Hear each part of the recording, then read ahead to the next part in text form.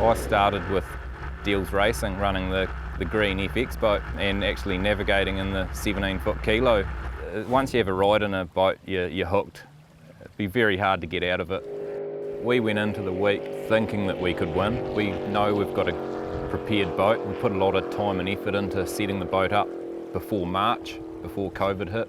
And then the boat sat all year ready to race. I had a new navigator that had never been in a race boat before, so all we wanted to do was put consistent times on the paper for the first few days and let the field settle.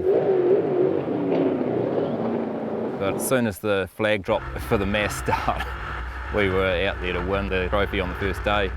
CX is tough. It's always the biggest class and the toughest class, probably the most entertaining class.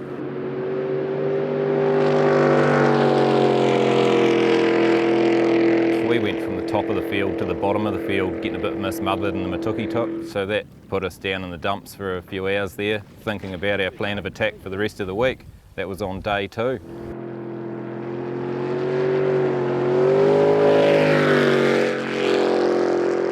One by one they fell over, and we just kept putting times back on the paper and picking on different people. I say to everyone, you know, your time will come.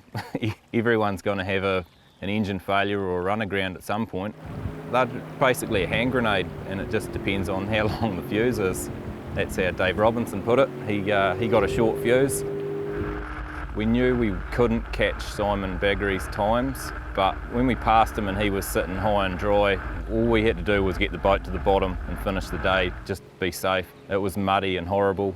We saw the sky a few times with pressure waves and kiting, but yeah, we just played the safe game after that. Felt like days. We would back right off the pace. If we were stuck, we were back at the bottom of the list. It was simple as that.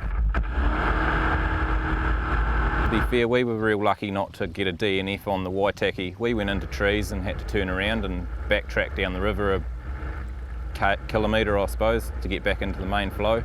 There's a lot of luck that comes with getting a placing, especially in CX with so many boats.